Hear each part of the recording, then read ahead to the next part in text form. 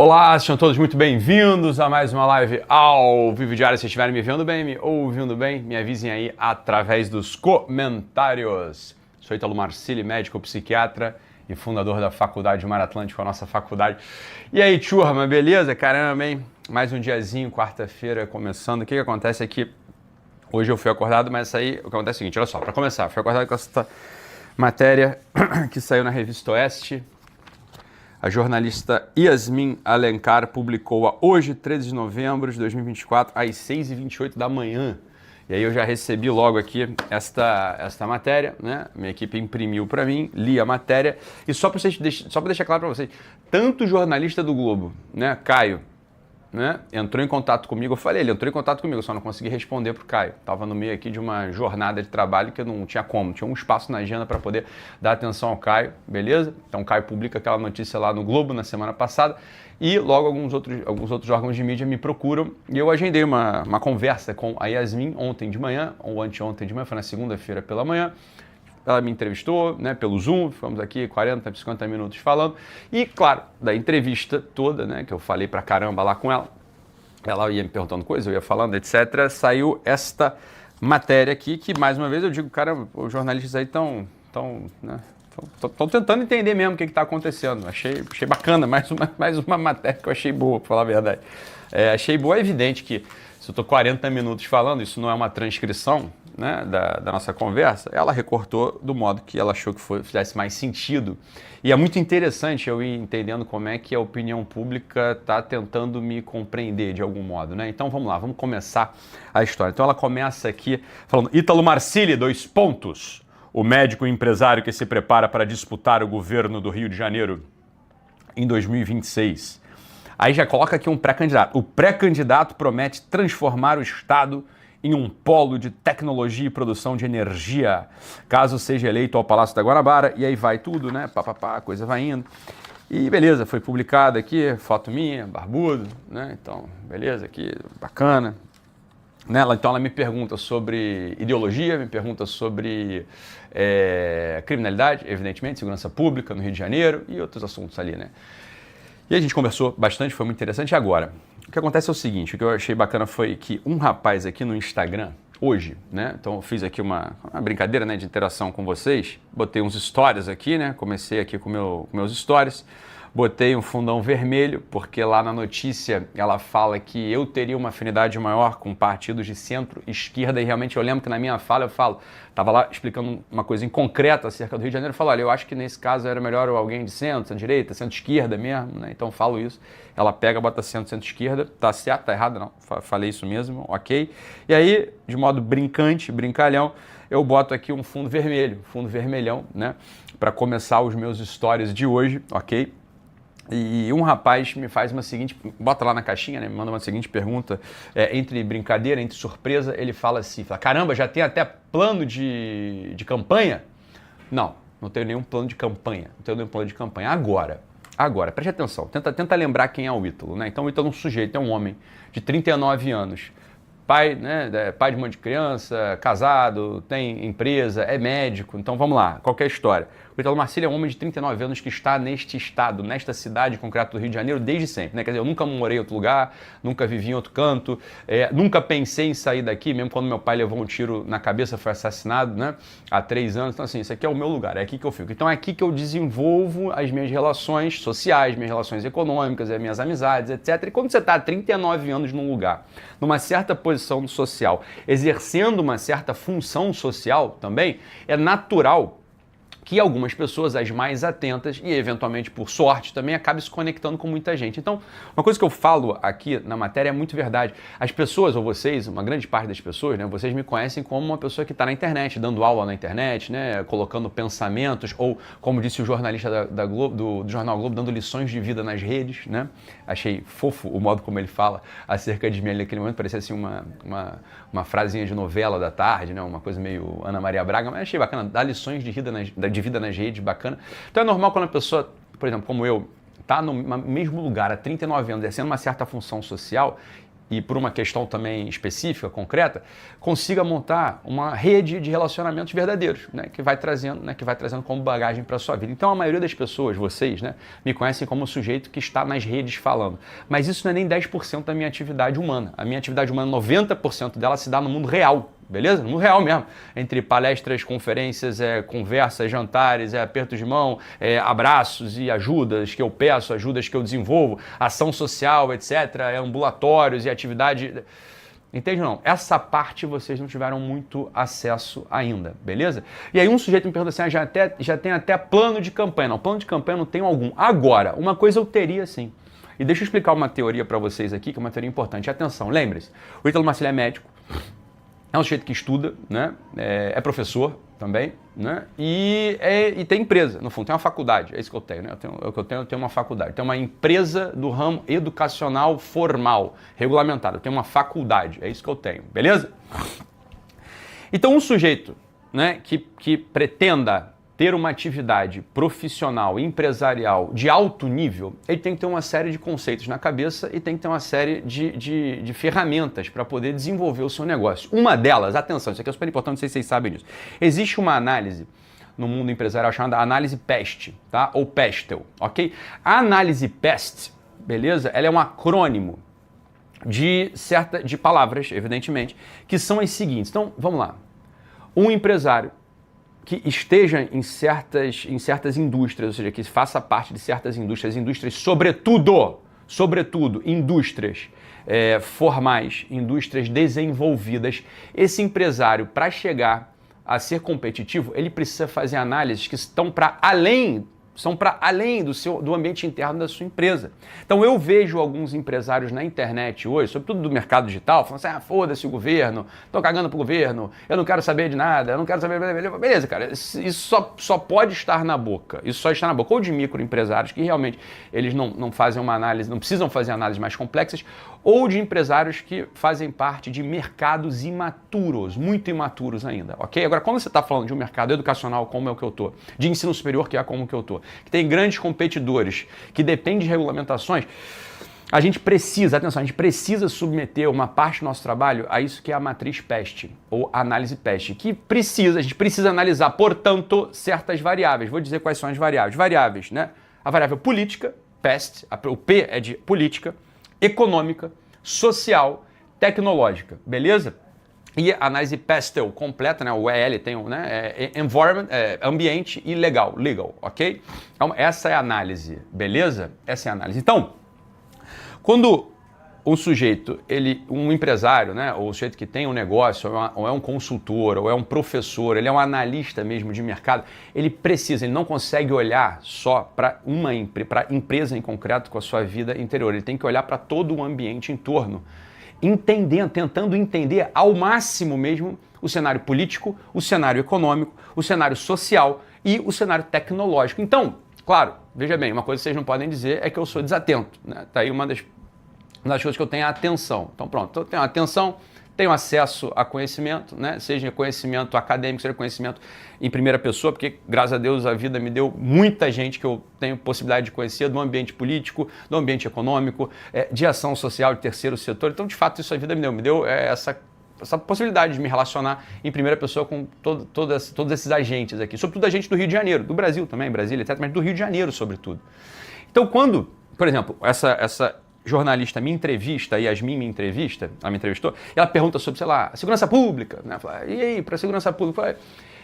É claro que eu tenho um projeto de segurança pública para o Rio de Janeiro na cabeça, né? Eu sou um agente do Rio de Janeiro, estou aqui há 39 anos, eu desenvolvo uma função importante no Rio de Janeiro, né? Claro, né? Eu tenho relacionamento no Rio de Janeiro, então é evidente que eu tenho uma visão de segurança pública. Quando ela me pergunta sobre educação, por exemplo, eu não sou um palpiteiro, não vou falar de educação, sei lá, uma coisa boba, ou só política. Não. Eu tenho uma visão de educação do Rio de Janeiro muito consistente, muito consolidada mesmo. Então é claro que quando uma jornalista me entrevista e pergunta essas coisas, talvez vocês, quando leiam a matéria, falem, isso é programa de campanha. Não, isso não é programa de campanha, não.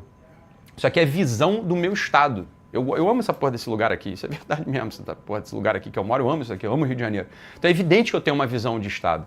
É claro que, não sou mais criança, não tenho mais 20 anos, né? Quer dizer, eu não sou uma promessa ainda, quer dizer, eu já realizei algumas coisas.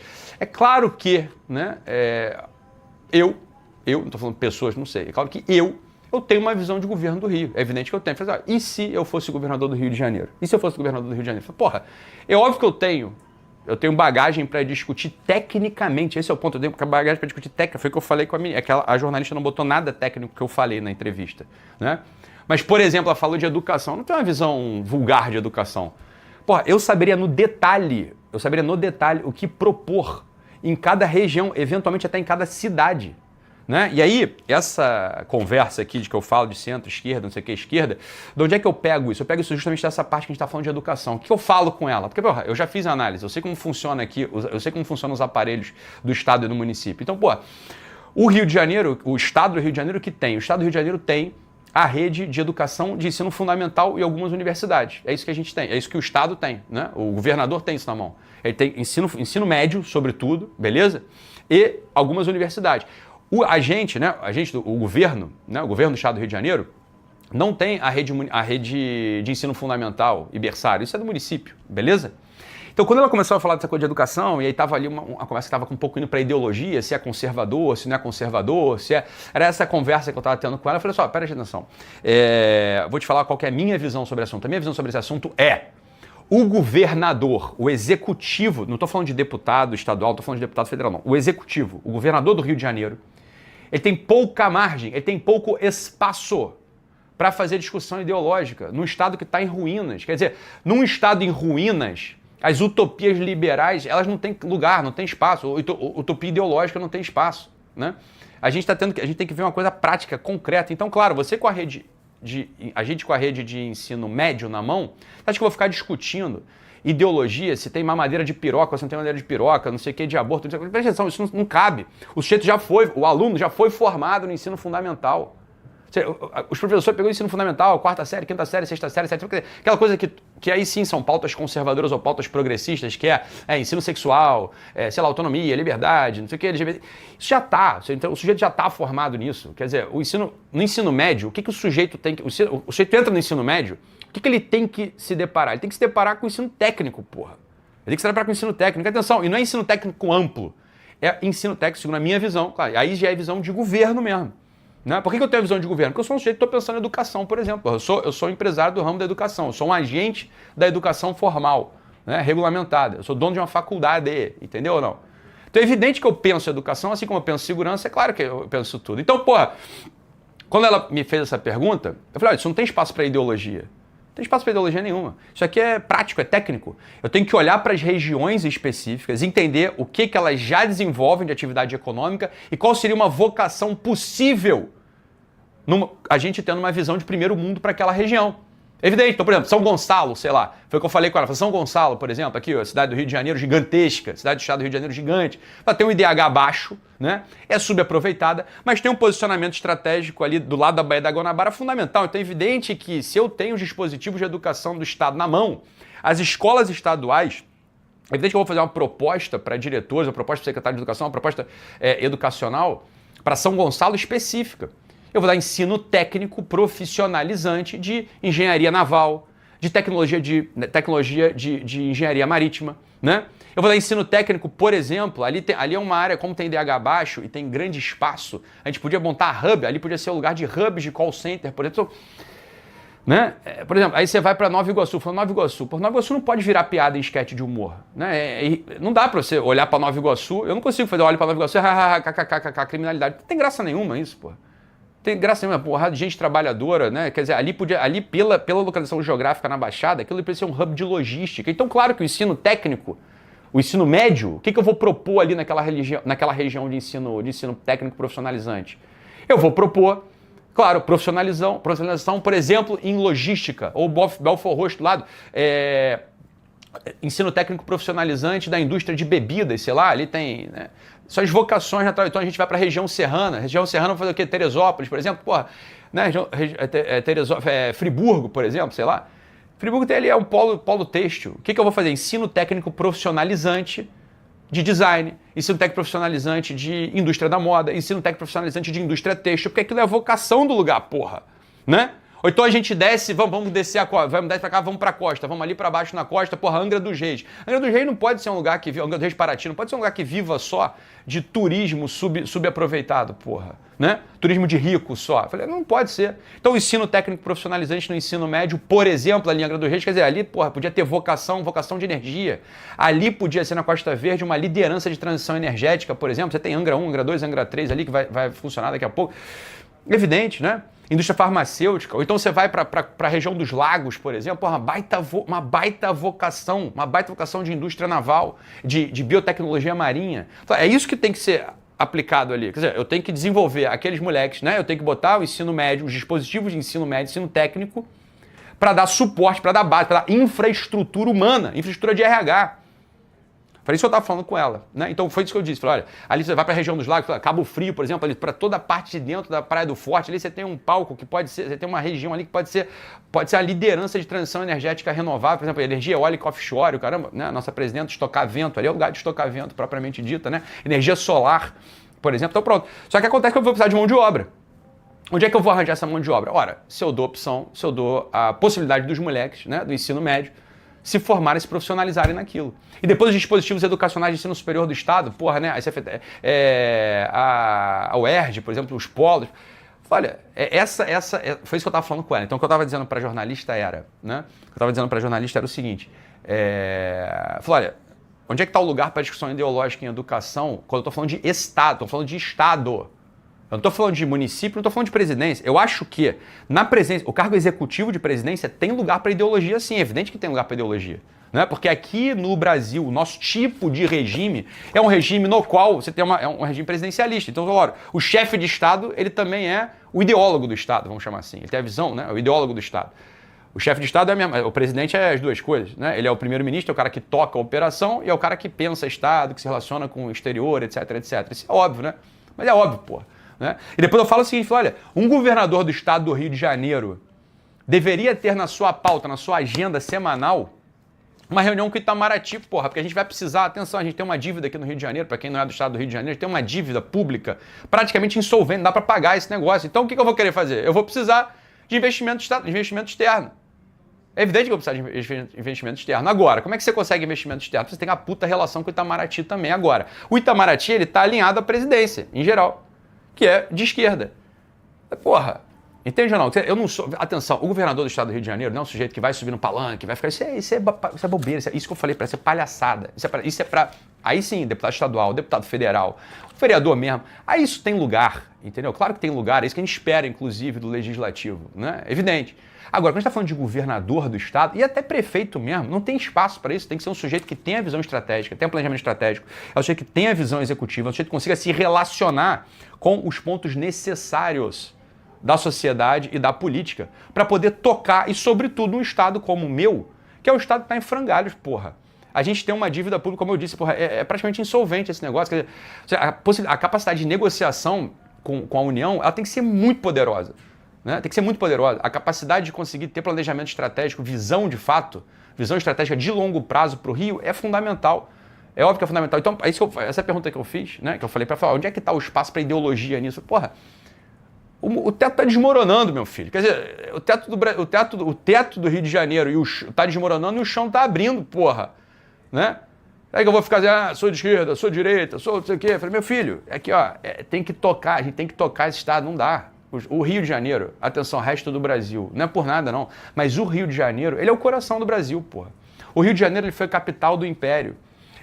Nesta cidade aqui, foi a cidade onde moraram os monarcas. Isso aqui é o cartão postal da cara do Brasil. É o cartão postal do Brasil, é a cara do Brasil. É evidente que São Paulo é a capital econômica, é evidente que Brasília é a capital administrativa, mas o Rio de Janeiro, o clima do Rio de Janeiro é o que o pessoal de fora percebe, porra. Se o Rio de Janeiro não tá bem, todo o Brasil padece. Porque é como o mundo enxerga a gente como brasileiro. O mundo enxerga a gente como brasileiro em grande medida pelo que se passa aqui, neste estado do qual eu sou filho, porra. Então,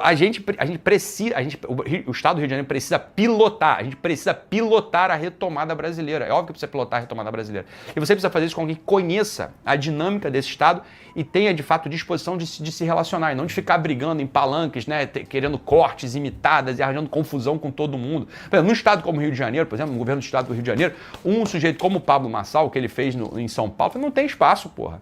Né? Entrar aqui para criar um caos e o caralho, é um inferno. Porra, esse Estado já não precisa de mais problema, meu filho.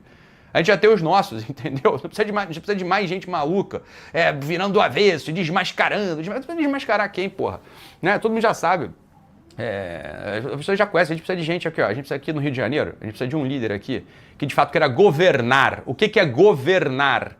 E por que disse que o Rio de Janeiro não tem governo? Governar anotem, pacificar e desenvolver. São as duas coisas que o Rio de Janeiro hoje, infelizmente, não tem. Aí tem um Estado violento e um Estado subdesenvolvido. Não é isso? Então o que a gente vai precisar? A gente vai precisar de alguém que olhe, né? Alguém que olhe para a dinâmica aqui e entenda que só o desenvolvimento, atenção, a gente não tá, o desenvolvimento do Rio de Janeiro não é um desenvolvimento só interno, no sentido de que tem que mexer pecinhas aqui dentro e falar com o presidente da Alerj. Isso tudo tem que fazer, evidente, mas porra, né? E conseguir contratos melhores para a educação. Não é isso. Não é assim que você governa um Estado como este aqui, entendeu? Sobretudo na posição que está. Um Estado como esse, a gente tem que pensar no Rio de Janeiro como um Estado que seja um Estado quase internacional.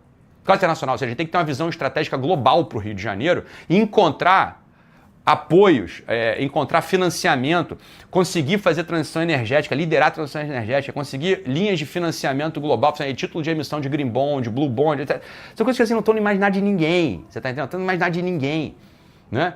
Não está no imaginário de ninguém. Espero que ouçam esse tipo de coisa, entendam como é que é a dinâmica séria, você está entendendo? Como é que é a dinâmica séria de governo de um Estado como este aqui. Então, por isso que quando eu falo com a jornalista, com a Yasmin, que fez um excelente trabalho, né? Na verdade, muito obrigado ao Caio lá do Globo, muito obrigado a Yasmin, fizeram um excelente trabalho. Claro, ela não sublinha essas coisas que eu estou falando aqui, né? As coisas que eu estou falando aqui, ela faz um recorte, né? Ela tenta dar um retrato, mais ou menos, do que ela conversou com o Ítalo. Mas essas coisas que eu estou falando aqui, que é uma visão técnica, mas não é essa técnica da gestão, né? O pessoal não entende muito isso. Quer dizer, eu entendo que alguns políticos são excelentes gestores, mas uma empresa, por exemplo, não se faz só de gestão, assim como muito mais um Estado. Quer dizer, você não governa um Estado só com gestão, processo. Não é assim que você governa um Estado, não é assim que você governa uma empresa. Uma empresa precisa, para além da gestão, precisa de visão estratégica ampla. Visão estratégica ampla, coordenada, orientada, coerente com o seu tamanho e com a sua potência. Então a visão estratégica do Rio de Janeiro tem de ser uma visão estratégica global. A localização geográfica do Rio de Janeiro com os seus portos e com a sua Bahia é ponto estratégico. Muitos países no mundo, num cenário de guerra eventual, gostariam de ter essa posição geográfica. É uma posição geográfica que escoa com mais facilidade para a África. É uma posição geográfica que escoa com mais facilidade para a América Latina. É uma posição geográfica que consegue penetrar para o interior da América do Sul. Falei, porra. Né? Então, essa é a visão de Estado que o Rio de Janeiro precisa. Né? O Rio de Janeiro não precisa uma visão, claro, mesquinha, todo mundo sabe disso, é óbvio, você nem se põe no... Mas não só uma visão de gestão interna. A gestão interna é uma diminuição, é pequena. A visão de gestão interna é pequena para o tamanho e para o protagonismo que o Rio de Janeiro precisa ter na América Latina. Né? O Rio de Janeiro ele pode mesmo, é óbvio que ele pode ser o líder da transição energética, por exemplo, ele pode ser o líder da transição cultural, ele pode ser um exemplo para o mundo, por exemplo, de pacificação. Pacificação sem ampliar maximamente as forças de polícia. É claro que você precisa de força de policial, de inteligência policial, é óbvio. Agora, se a gente não tem um plano de descompressão dessa panela de caos que acontece na metrópole, ou seja, um plano de descompressão real, desenvolvimentista mesmo, ou seja, conseguir colocar cidades, desenvolver outras cidades no entorno da metrópole para que a gente consiga então fazer uma descompressão desse caos que tem aqui na região metropolitana. Não tem como fazer um traço estratégico para a segurança pública, por exemplo. Isso é evidente que não, porra, né? Então, essa é a discussão, foi isso que eu falei com a jornalista Yasmin. Obrigado, Yasmin, pela atenção que você deu, pela redação aqui que você colocou. Achei muito interessante todo o seu texto. Podemos voltar a ele em algum momento. Tá entendido? Fique com Deus, um abraço e até amanhã. Tchau, tchau.